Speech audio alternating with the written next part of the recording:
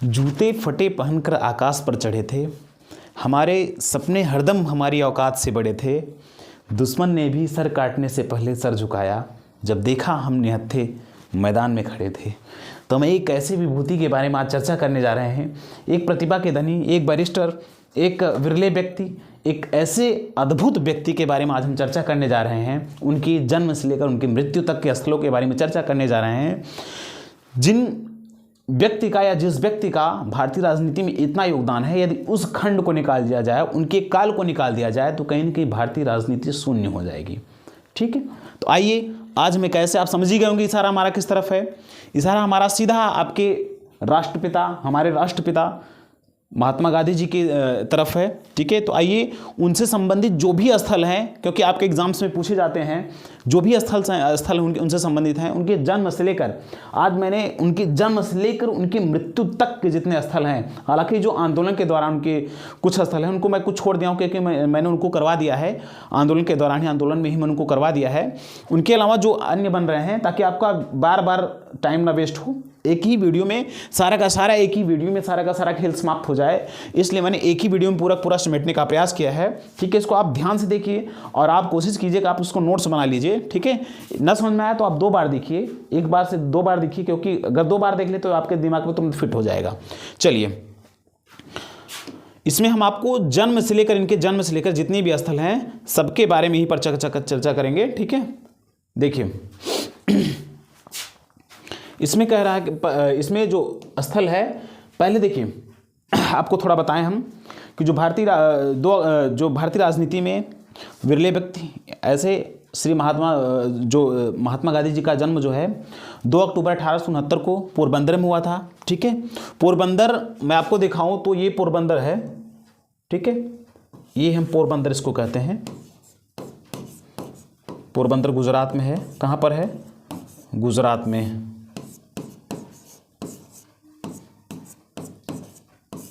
गुजरात में है। यहीं पर उनका कब जन्म हुआ था? 2 अक्टूबर 1869 को। 1869 को यहाँ पर इनका जन्म हुआ था। ठीक है, पोरबंदर में ही इनका जन्म हुआ था। पोरबंदर के पास में ही मैं आपको बताऊं कि पोरबंदर के पास में ही राजकोट था। राजकोट एकदम वहीं पर था, उसी को राजकोट का नाम से जानते हैं। ठीक है, तो उसी के नाम से नहीं जानते हैं, लेकिन उसके जस्ट बगल में था। तो उसी राजकोट में, ये देखो राजकोट आपको दिख रहा होगा, उसी राजकोट में इन्होंने अपने प्रारंभिक शिक्षा दीक्षा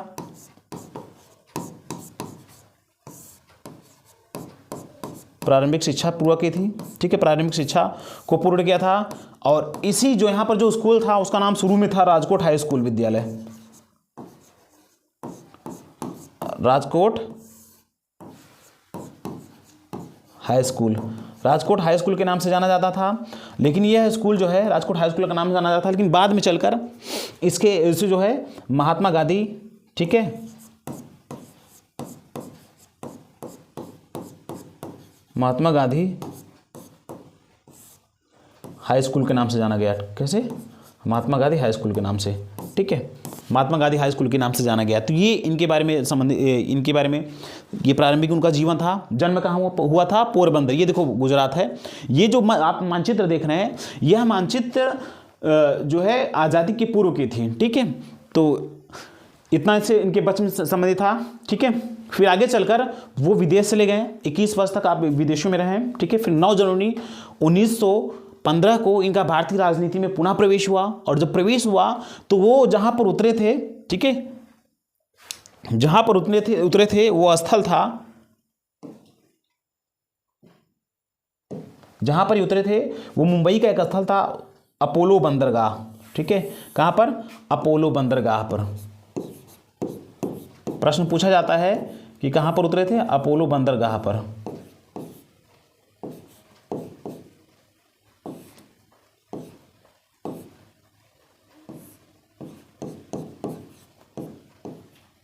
अपोलो बंदरगाह पर।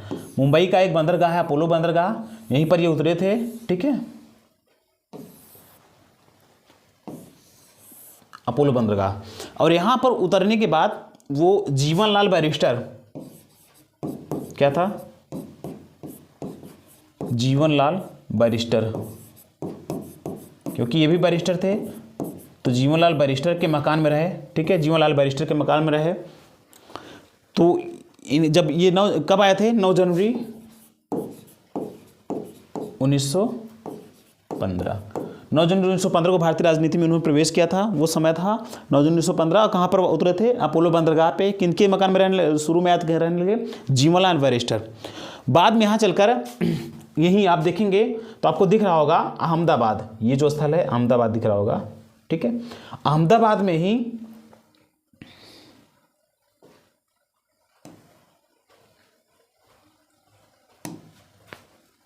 देखिए, ये जो अहमदाबाद है, इसी अहमदाबाद में देखिए दिख रहा होगा आपको, इसी अहमदाबाद में उन्होंने साबरमती जो पहला था, क्या स्थापना किए थे? साबरमती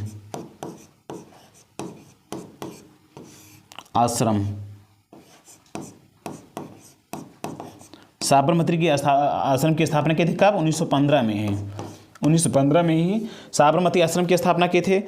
इस साबरमती को स्थान नहीं है, एक मिनट देखिए, यहां से देखिए अहमदाबाद है, अहमदाबाद में आपको लेके चलते हैं। क्या किए थे? साबरमती आश्रम की स्थापना की थे। किसका? साबरमती, साबरमती।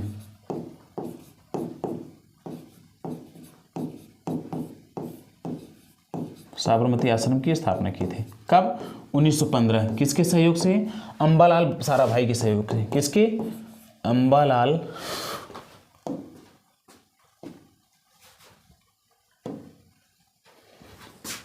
इनका नाम था अंबालाल साराभाई। अंबालाल साराभाई थे।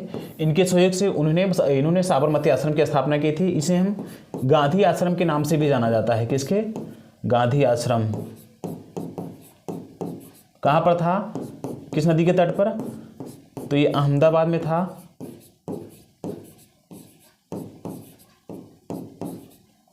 साबरमती के तट पर, साबरमती नदी के तट पर। ठीक है, इतना आप उनके बारे में जानिए। आप इतना कंप्लीट हुआ। उनका जन्म कहाँ हुआ था? पोरबंदर में। मतलब ये फिर वहाँ से चले गए थे। अपनी प्रारंभिक जो शिक्षा दीक्षा थी इन्होंने लिया था राजकोट में। राजकोट हाई स्कूल था, बाद में जिसका नाम महात्मा गांधी हाई स्कूल रख दिया गया इनके प्रभाव से। ठीक है, तो यहाँ से जब ये विदेश को गए तो विदेशों में इन्होंने लगभग 21 वर्ष का प्रवास किया। तो 21 वर्ष के प्रवास के दौरान या 21 वर्ष के प्रवास के बाद जब भारतीय राजनीति में इन्होंने प्रवेश किया, तो भारतीय राजनीति में कब प्रवेश किए? वो समय था 9 जनवरी 1915। 9 जनवरी 1915 को 9 जनवरी 1915 को, ठीक है, उन्होंने ये जो है अपोलो बंदरगाह पे उतरे। अपोलो बंदरगाह पे उतरने के बाद जीवनलाल बैरिस्टर के मकान पर चले गए। वहीं पर कुछ दिन उन्होंने स्थान मतलब वहीं पर रहे। उसके बाद आगे चल के मतलब जो है 1915 में ही साबरमती आश्रम स्थापित किया।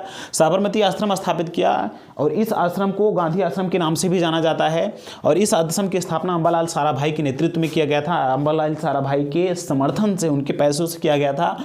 और वह स्थापित कहाँ हुआ था? वह आश्रम अहमदाबाद में, और जो साबरमती नदी के किनारे हुआ था। और यहाँ पर इन्होंने लगभग अपना 1915 से लेकर के 1936 तक का जीवन गुजारे। 1915 से 1936 तक का जो समय है इन्होंने यहीं पे गुजारा था। ये दो तीन प्रश्न आपका कंप्लीट हुआ। 3।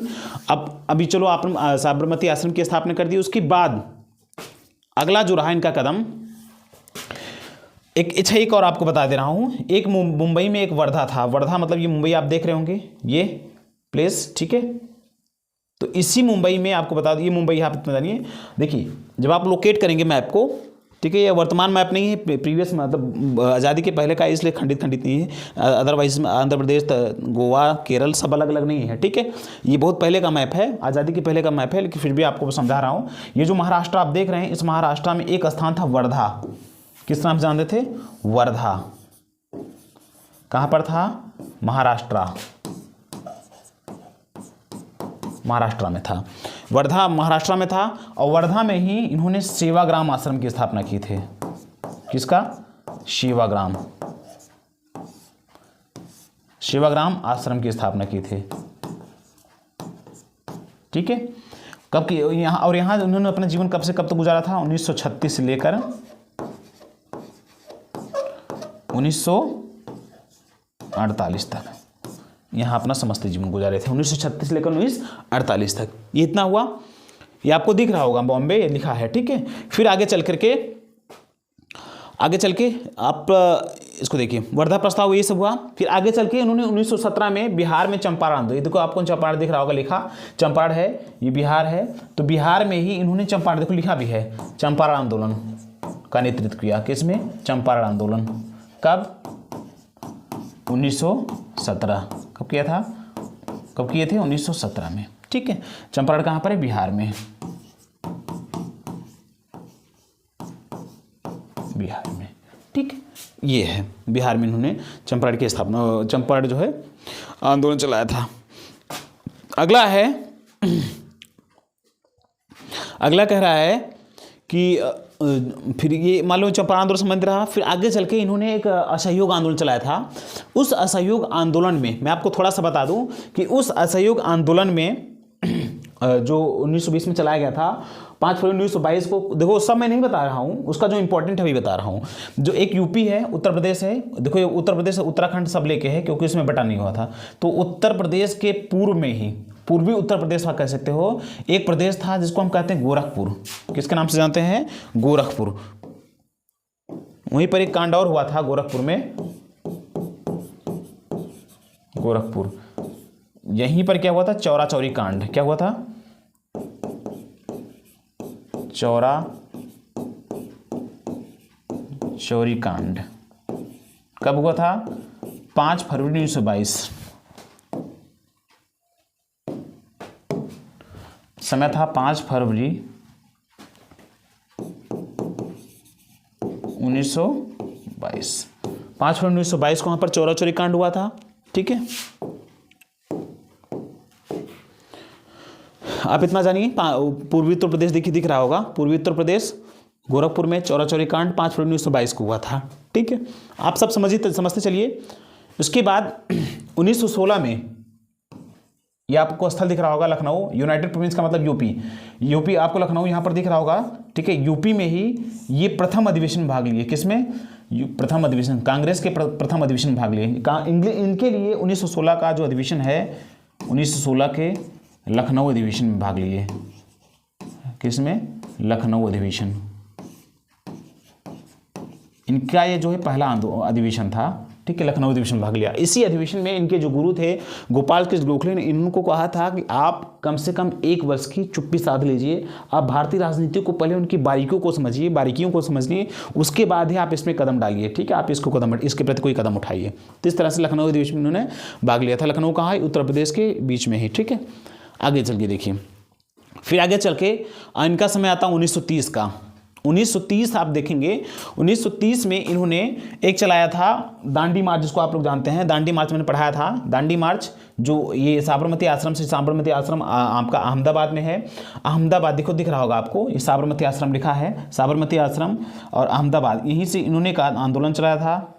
क्योंकि 385 किमी की पैदल यात्रा चल के अपने 78 अनुयायियों के साथ, और 12 मार्च से 6 अप्रैल तक उन्होंने यहाँ पर यात्रा की थी 378 अनुयायियों के साथ। कितने अनुयायी थे? 78 अनुयायी थे। 78 अनुयायी थे प्लस एक ये थे, टोटल 69 लोग थे। कब? 1930 में। 1930 कब? 12 मार्च से 6 अप्रैल। 12 मार्च से 6 अप्रैल। और कितना? 385 किमी की पैदल यात्रा चले। 385 किमी पैदल यात्रा कहाँ से? साबरमती से दांडी तक। साबरमती से दांडी तक, साबरमती से दांडी तक की पैदल यात्रा चले थे। तो कहाँ से कहाँ तक? आज साबरमती आश्रम आपको दिख रहा होगा, ठीक है। आश्रम आपको दिख रहा है, वहाँ से चलकर ये दांडी, देखिए दांडी दिख रहा होगा आपको, ये जो प्लेस है ये ठीक है। ये जो अंदर दिख रहा है इधर साबरमती, ठीक है, दांडी दिख रहा है, साबरमती ऊपर दिख रहा है। तो साबरमती से ये चलकर दांडी तक की पैदल यात्रा की थी कि 78 अनुयायियों के साथ। 12 मार्च समय था, 12 मार्च से 6 अप्रैल तक, ठीक है। आगे देखिए 1931 है, ठीक है। चलिए आगे देखिए ये चलाए थे। फिर अगला है एक खेड़ा आंदोलन चला था, ठीक है। खेड़ा आंदोलन में भी इन्होंने हिस्सा लिया था। तो खेड़ा आंदोलन पोरबंदर के ऊपर में है, ठीक है। आप देखिए पोरबंदर के मतलब आप इधर देखिए खेड़ा आंदोलन जस्ट इधर है, ठीक है। इसको देखिए आगे, देखिए आप एक बारदोली सत्याग्रह चलाया गया था। बारदोली सत्याग्रह जो था ये आपको दिख रहा होगा, ये ठीक है। बारदोली सत्याग्रह, क्या इसका नाम था? बारदोली सत्याग्रह।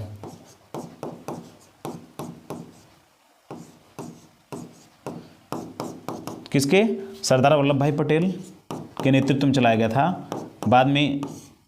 और सरदार वल्लभ भाई पटेल के नेतृत्व में जो चलाया गया था, सरदार वल्लभ भाई पटेल के नेतृत्व में चलाया गया था। इसी आंदोलन में सरदार वल्लभ भाई पटेल को भाई की उपाधि प्रदान किए थे, सॉरी सरदार की उपाधि, यहाँ की जो महिलाएं थी इनको सरदार की उपाधि प्रदान की थी, ठीक है। इतना स्थल रहा। फिर आगे चलकर अब देखिए एक अच्छा आपको मैं एक और बता दूं कि जो साबरमती जो दांडी मार्च चलाया गया था ये काफ़ी रफ हो गया है, ठीक है। आप इतना स्क्रीनशॉट लीजिए, फिर आगे मैं बता रहा हूं आपको।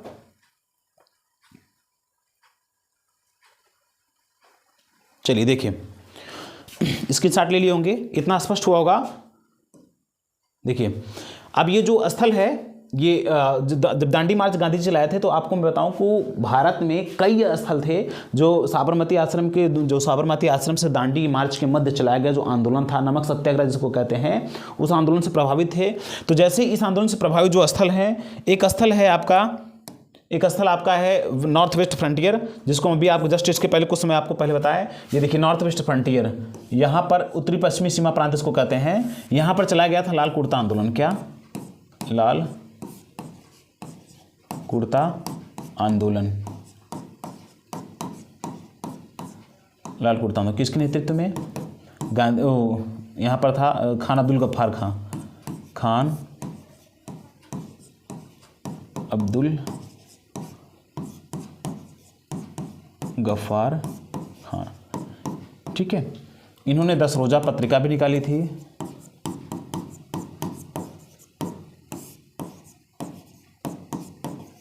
काफ़ी इनका काम था, बाद में बताएंगे, ठीक है। दूसरे उस वीडियो में बताया जाएगा, ठीक है। ये स्थल इनका ये गांधी जी के नमक सत्याग्रह से प्रभावित स्थल है लाल कुर्ता आंदोलन। कब? 1931 का ये सब समय है, ठीक है।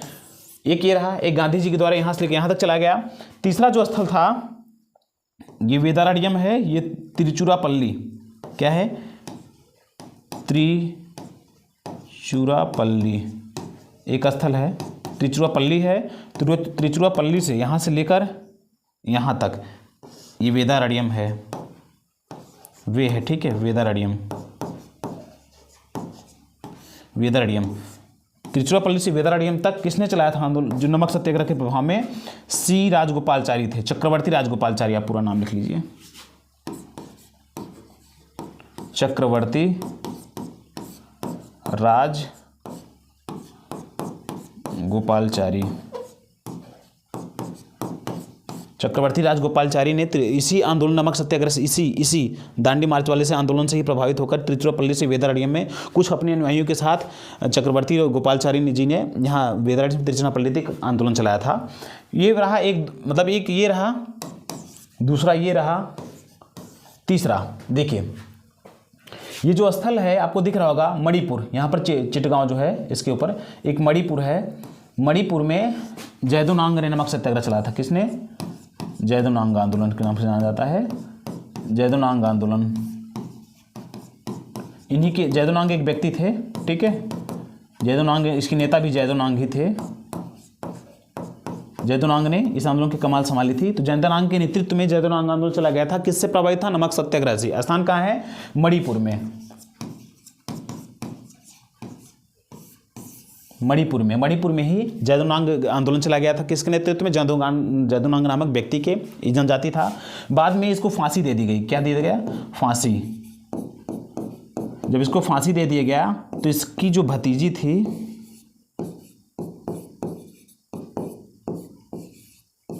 इसको गैंडिलियो के नाम से जाना जाता था।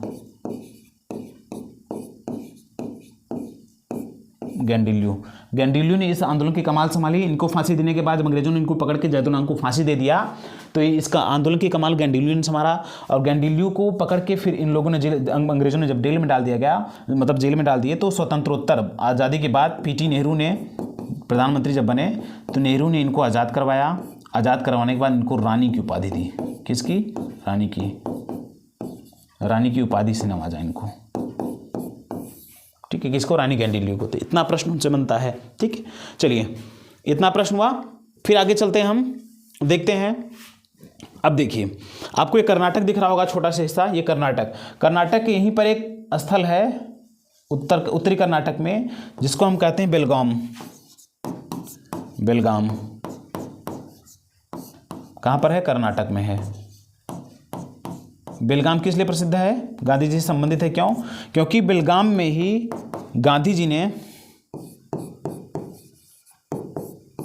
गांधी जी द्वारा एकमात्र अधिवेशन की अध्यक्षता। एकमात्र अधिवेशन एक ऐसा है जिसमें गांधी जी ने अध्यक्षता की थी। वो कहाँ था? बेलगाम। कहाँ था? कर्नाटक। बेलगाम में इन्होंने एकमात्र ऐसा अधिवेशन जिसमें गांधी जी ने अध्यक्षता की थी। बाकी किसी में इनको अध्यक्षता, मतलब किसी में इन्होंने अपने अध्यक्षता पद को नहीं संभाला था। तो ये इतना स्पष्ट है। ठीक है, चलिए इसके बाद ये कलकत्ता भी इनसे संबंधित है। कलकत्ता में भी काफ़ी इन्होंने काम किया था। ठीक है, फिर आगे चल के ये वाला सेक्टर है बंगाल। यहाँ पर नोआखाली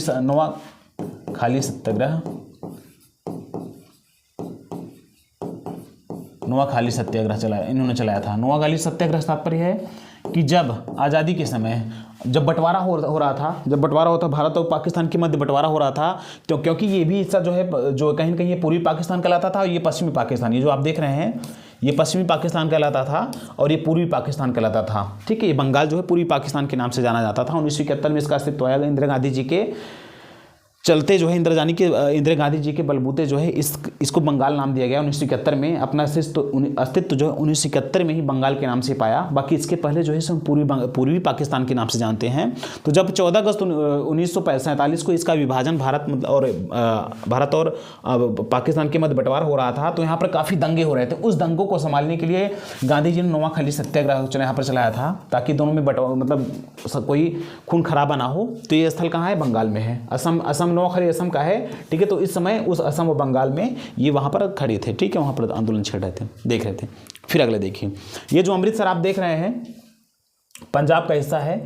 ये अमृतसर में आपका एक सत्याग्रह, मतलब वो मास्केर हुआ था, जिसको हम कहते हैं जलियांवाला बाग हत्याकांड। जलियांवाला बाग हत्याकांड कब? 13 अप्रैल 1919 को। ठीक है, बाकी इसके बारे में सब कुछ मैंने बता ही दिया है। अगला इनका सब रहा। ठीक है, तो वितरण चित्र ये चारों मैंने बताया। ये 2 रहा, ये 3 रहा आपका, और चौथा गांधी जी ने खुद मतलब पहला कूद गांधी चलाया था। इस तरह से 4 उनका वो समय रहा। चंपारण आपको मैंने बता ही दिया इसके पहले। साबरमती आश्रम इनका मैंने बताया। वर्धा आपको बताया। बॉम्बे मैंने आपको बताया। बारदोली बताया। राजकोट, खेड़ा सब हो गया। ठीक है, इधर संबंधित उनसे स्थल। बाकी इसके बाद आपका जो उनका अंतिम जो स्थल है, ये आप दिल्ली देख रहे होंगे बीच में, पश्चिम उत्तर प्रदेश से सटा हुआ है, राजस्थान, हरियाणा इन सब सटा हुआ है। तो पश्चिमी उत्तर प्रदेश मतलब दिल्ली है। दिल्ली में राजघाट में, हालांकि इनका जो मृत्यु हुआ था राजघाट में, इनका जो है कब्र है। ठीक है, मतलब इनको दफनाया गया था राजघाट में। इनका दफनाया नहीं गया था, इनका अंतिम संस्कार वहीं पर हुआ था। राजघाट में अंतिम संस्कार कहाँ पर है? दिल्ली। राजघाट में अंतिम संस्कार किया था। इनकी मृत्यु कब हुई थी? 30 जनवरी 1948 को। 30 जनवरी 1948 को इनकी मृत्यु हुई थी। और इनका जो अंतिम संस्कार किया गया था दिल्ली में ही, राजघाट पर जो है राजघाट किया गया था। राजघाट कहाँ पर है? यमुना नदी के पश्चिमी किनारे। पश्चिमी यमुना नदी आप कह सकते हो, यमुना के पश्चिमी किनारे। ठीक है, ये रहा। उसके बाद कोई स्थल बचता है, आप देखिए।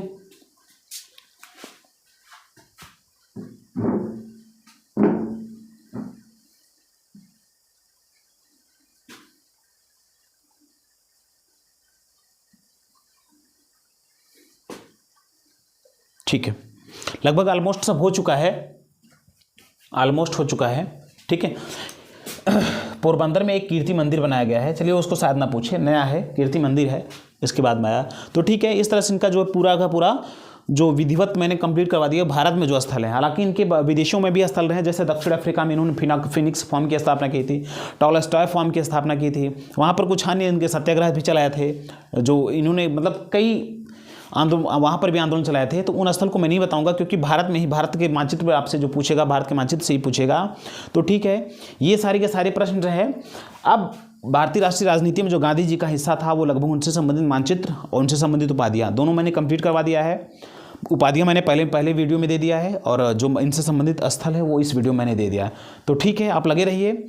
जो भी आपको समस्या किसी विषय में हो रहा है, चाहे वो इंग्लिश हो, इंग्लिश मैं पढ़ाता हूँ, इंग्लिश और सोशल, किसी भी विषय में कोई विशेष चैप्टर आपको जिससे आपको कोई समस्या प्रॉब्लम हो रही है, प्रॉब्लम क्रिएट हो रही है, तो आप उस चैप्टर को आप मुझे कमेंट कीजिए। आपके साथ मैं हमेशा खड़ा हूँ, ठीक है, आपके बोर्ड एग्जाम तक मैं खड़ा रहूँगा, ठीक है। आपसे अगर कोई प्रश्न फंस रहा है, कोई प्रश्न आपको समस्या हो रही है, इंग्लिश का कोई चैप्टर, इंग्लिश का कोई ग्रामेटिकल या लिटरेचर का कोई पार्ट आपसे कोई आपको चैप्टर समस्या किसी में हो रही है, तो आप तुरंत को कमेंट कीजिए, वो मैं आपको तुरंत सॉल्व करवा दूँगा, ठीक है। लगे रहिए आप तब तक, ठीक है। फिर मैं अगले वीडियो में मिलता हूँ आपसे भी।